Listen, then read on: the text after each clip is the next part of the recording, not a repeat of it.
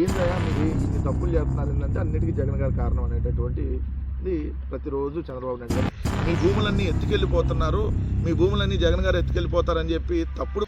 ఎందుకయ్యా చంద్రబాబు నాయుడు గారు వెంకటేశ్వర స్వామితో రాజకీయాలు మళ్ళీ ఎలా అబద్ధాలు చెప్తున్నావు?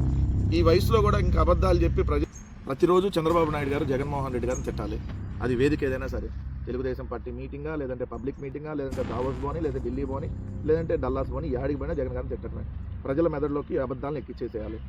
ఏందయ్యా మీరు ఇన్ని తప్పులు చేస్తున్నారు ఏంటంటే అన్నిటికీ జగన్ గారి కారణం అనేటటువంటిది ప్రతిరోజు చంద్రబాబు నాయుడు గారు చెప్పేటటువంటి మాట. ఇక్కడ చూడండి, నిన్న భూములు ఆక్రమిస్తే జైలుకే, పైసా ఖర్చు లేకుండా మీ భూమి మీ చేతికి, దీనికోసమే రాజమదులతో పాస్ పుస్తకాలు. ఇది ఒక హెడ్డింగ్, భూములు ఆక్రమిస్తే జైలుకి, భూ సమస్యలన్నీ పరిష్కరిస్తా. ఇది చంద్రబాబు నాయుడు గారు ఇచ్చినటువంటి స్టేట్మెంట్. ఇచ్చి వైకాపా ప్రభుత్వం రెవెన్యూ శాఖను అస్తవ్యస్తం చేసిందని, అందుకే గతంలో ఎన్నడూ లేనని భూ సమస్యలు తలెత్తాయని చెప్పి ముఖ్యమంత్రి చంద్రబాబు నాయుడు పేర్కొన్నారు.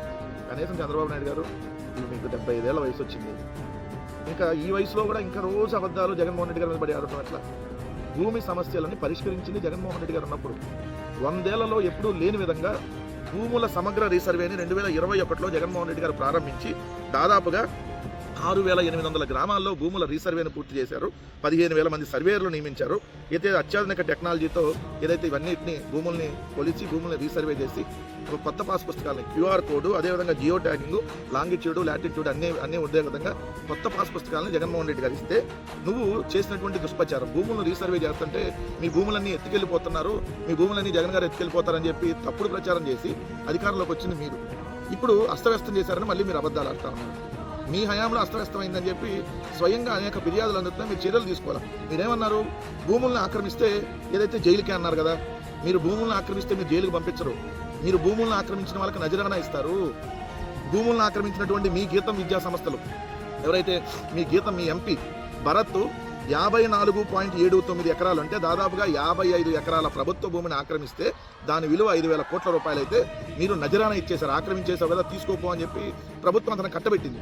మరి ఇంకా భూములను ఆక్రమిస్తే భూములను ఆక్రమిస్తే జైలుకి మీరు పంపించరు, మీరే ఆక్రమణలు చేపించేసి నజరానా ఇస్తారనేది క్లియర్గా అర్థం కాలేదా?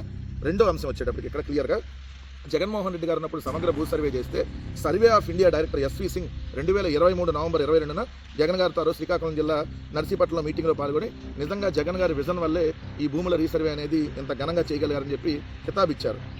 ఏపీ సూపర్ భూముల రీసర్వే అంటూ కేంద్ర ఆర్థిక సర్వే, మొన్న మధ్య కేంద్ర ఆర్థిక సర్వే కూడా కితాబిచ్చినటువంటి పరిస్థితి.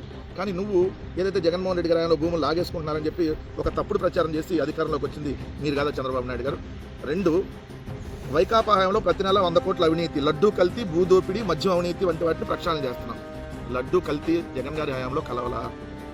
కల్తీ నెయ్యిని మీరు ఏఆర్ డైరీ ద్వారా కల్తీ నెయ్యిని రిజెక్ట్ చేసి వైష్ణవి డైరీ ద్వారా వాడారని సిబిఐ స్పెషల్ ఇన్వెస్టిగేషన్ టీం చెప్పింది.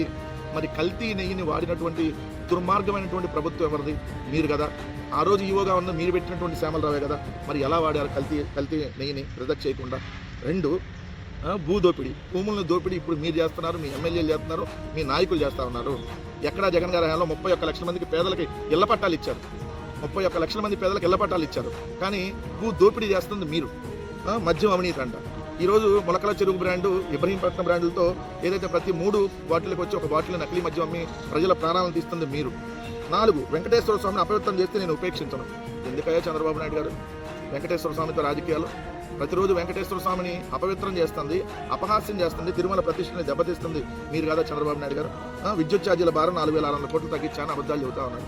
20,000 కోట్ల రూపాయలు విద్యుత్ ఛార్జీలను ప్రజలను ఎత్తిన బాధి మళ్ళీ ఎలా అబద్ధాలు చెప్తున్నావు? ఈ వయసులో కూడా ఇంకా అబద్ధాలు చెప్పి ప్రజల మెదడులోకి విషాన్ని ఎక్కించాలనేటువంటి ప్రయత్నం చంద్రబాబు నాయుడు గారు చేస్తున్నారనేది స్పష్టం.